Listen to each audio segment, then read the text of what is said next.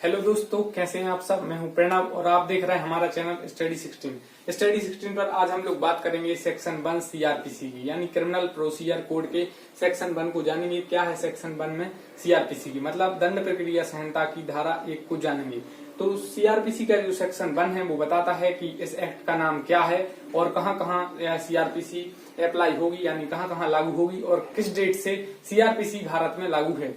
तो बात करते हैं इस एक्ट का नाम क्या है। सेक्शन 1 में किसी भी एक्ट आप देखें तो उसका नेम रहता है, कहां तक वो इन्फोर्स होती है, लागू होती है, सब दिया रहता है। तो सेक्शन 1 जो सीआरपीसी उसमें लिखा है कि इस एक्ट का जो नाम है वो इंग्लिश में है कोड ऑफ क्रिमिनल प्रोसीजर 1973। मतलब इस एक्ट का जो नाम है हिंदी में वो दंड प्रक्रिया संहिता 1973 है। तो यह हमने जाना। तो इंग्लिश में क्या है, code of criminal procedure 1973, Hindi में दंड प्रक्रिया संहिता 1973। दूसरी बात, यह 1 अप्रैल 1974 से लागू है। सीआरपीसी जो भारत में लागू हुई वो 1 अप्रैल 1974 से लागू हुई।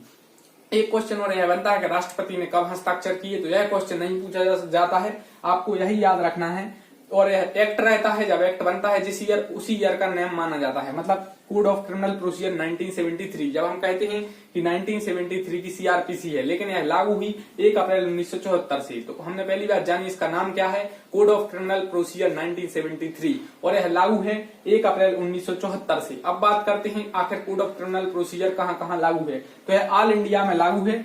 क्रिमिनल, जी हाँ दोस्तों, criminal procedure code all India में लागू है, लेकिन इसका एक एक्सेप्शन है।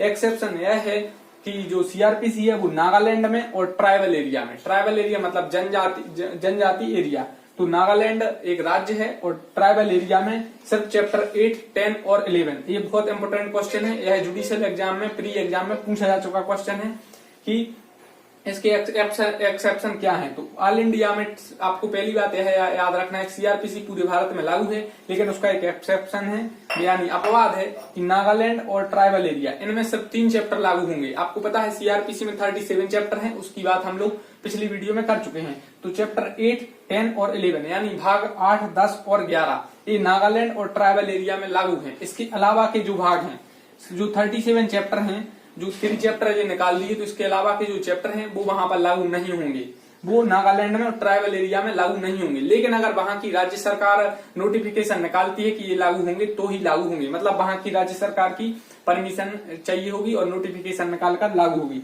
अब बात करते हैं, एक बार और रिवाइज कर लेते हैं। तो इस सेक्शन 1 है सीआरपीसी का, उसमें दिया गया है कि इस एक्ट का नाम क्या है, code of criminal procedure 1973, Hindi में दंड प्रक्रिया संहिता 1973, और 1 अप्रैल 1974 से सीआरपीसी लागू है और ऑल इंडिया में है लागू है। इसकी जो अपवाद है वो नागालैंड और ट्राइबल एरिया है, और इनमें भी 3 चैप्टर तो लागू हैं ही, 8, 10 और 11 ये चैप्टर तो वहां भी लागू होंगे। इसके अलावा के जो चैप्टर हैं वहां की वो राज्य सरकार पर डिसाइड करते हैं कि वो नोटिफिकेशन निकालकर वो चैप्टर लागू करना है या नहीं करना है। इसके अलावा नागालैंड एक राज्य है और यह एक नॉर्थ ईस्टर्न स्टेट है, यानी उत्तर पूर्वी राज्य, काफी है चर्चा में रहता है। और हॉर्नेबल फेस्टिवल है, हॉर्नेबल एक बर्ड भी है, और हॉर्नेबल फेस्टिवल भी नागालैंड में मनाया जाता है। एक क्वेश्चन यह पूछा जाता है कि नागालैंड कब राज्य बना, तो यह 1963 में एक राज्य बना है, और यह नॉर्थ ईस्टर्न स्टेट है और ये म्यांमार के साथ बॉर्डर शेयर करता है। और नागालैंड अभी काफी चर्चा में था, और शायद ये हॉर्नेबल फेस्टिवल जो 2020 का था, शायद वो वर्चुअल मोड में आयोजित हुआ था। तो इस वीडियो में हमने जाना सीआरपीसी के सेक्शन 1 के बारे में। अगर वीडियो अच्छी लगी तो लाइक करिए, चैनल को सब्सक्राइब करिए। नेक्स्ट वीडियो में मिलेंगे